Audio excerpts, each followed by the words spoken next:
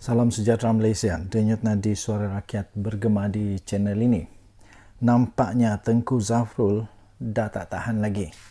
Nampaknya Tengku Zafrul tidak boleh bertahan lagi dan akhirnya beliau memberikan sebab, dan beliau juga secara tidak langsung nampaknya telah pun memecahkan rahsia besar UMNO selama ini yang ramai orang mungkin tidak tahu. Ramai orang yang mungkin tidak tahu. Jadi kekalkan bersama-sama dengan saya dan saya akan kongsikan kepada anda apa sebenarnya punca Tengku Zafrul meletak jawatan sebagai orang besar UMNO di negeri Selangor. Rupa-rupanya Tengku Zafrul pertama dia kecewa macam-macam tak ada pada UMNO Selangor.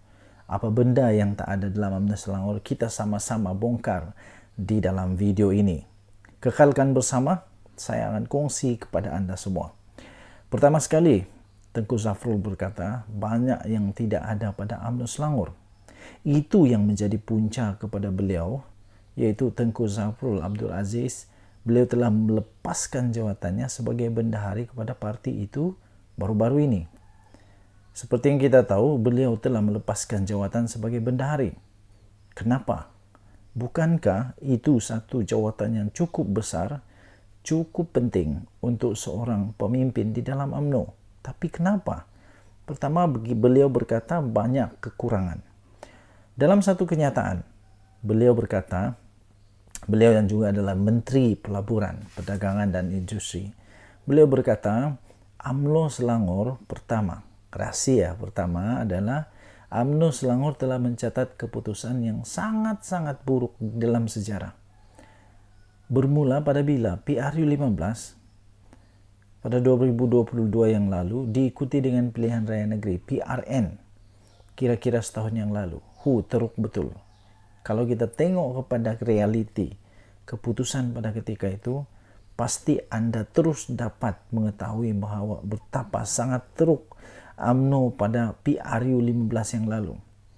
Beliau berkata, beliau mengingatkan bahawa sebenarnya keputusan tersebut menjadi amaran terakhir. Itu merupakan amaran terakhir untuk UMNO supaya berubah dan menyadari realiti. Sekarang ini sudah 8 bulan selepas PRN, tapi masih belum ada apa-apa yang dilakukan menurut beliau. Postmortem pun tak ada. Postmortem mendalam, adakah? Beliau kata tak ada. Kemudian apa lagi? Beliau berkata strategi baru untuk tawan hati rakyat pun tak ada. Jadi apa sebenarnya yang dilakukan oleh UMNO Selangor? Mana Zahid Hamidi? Mana Zahid Hamidi? Menurut Tengku Zafrul, jika pandangannya untuk mengubah segera keadaan tidak diterima, lebih wajarlah untuk dia melepas jawatan. Dengan kata yang lain, nampaknya, rupa-rupanya, sebenarnya Tengku Zafrul ada memberikan banyak dia punya pendapat, pandangan untuk mengubah segera keadaan yang berlaku. Tetapi nampaknya seolah-olah beliau berkata tak ada pun tindakan, malah dia punya pandangan tidak diterima. Jadi lebih wajarlah, baguslah dia letak jawatan saja daripada terus mendapat pangkat yang besar sebagai bendahari tetapi tak ada apa-apa pun suara dia berkuasa, berkesan tidak pun berkesan. Jadi lebih baik dia letak jawatan sajalah. Untuk melepas jawatan di peringkat negeri, untuk memberi fokus di peringkat pusat, dan pada masa yang sama untuk bahagian Kota Raja yang diketuainya. Kota Raja pada 1 April yang lalu dikabarkan telah pun disahkan bahawa beliau meletak jawatan. Beliau meletak jawatan dan menyatakan hala tuju UMNO sebenarnya UMNO Selangor dilihatnya tidak sehaluan dengan kepimpinan di peringkat pusat. Apa sebenarnya yang berlaku ni?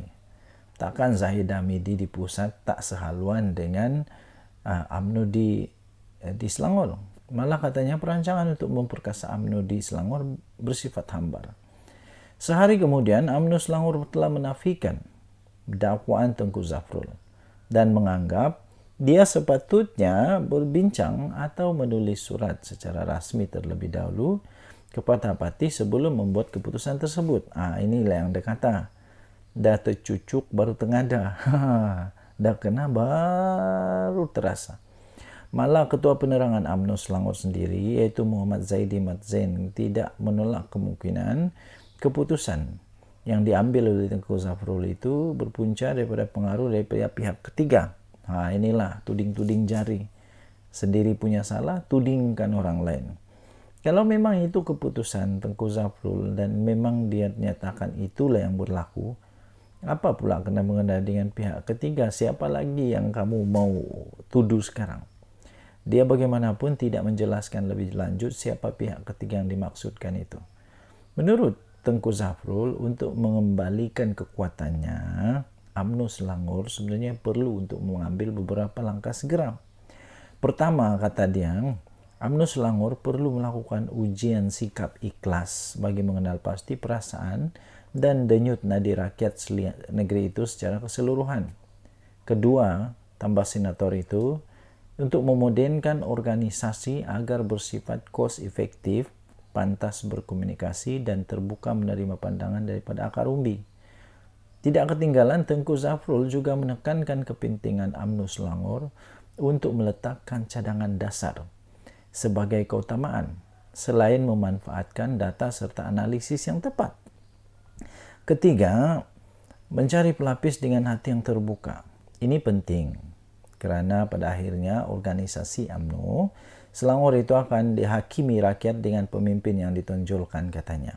Tengku Zafrul juga menegaskan bahawa rangka kerja yang bersifat menang-menang dengan rakan-rakan UMNO Selangor perlu untuk dilaksanakan segera. Kelima, dan yang paling penting adalah menurut beliau perlu untuk diterapkan budaya politik yang intelektual baru, fokus kepada penyelesaian dan dasar. Buang amal lancah penting.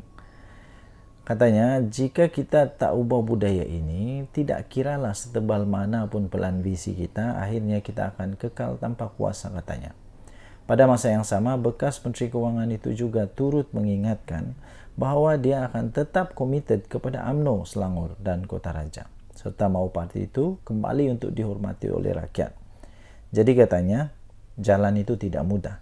Kita perlu bekerja keras, tapi inilah resam perjuangan dan impian yang wajib dilaksanakan. Itulah rahsia-rahsia UMNO yang telah dibongkar oleh Tengku Zafrul, dan beliau juga turut menyatakan bagaimana sepatutnya untuk UMNO hidup semula. Denyut nadi suara rakyat bagaimana channel ini? Jangan lupa tinggalkan komen anda. Bye.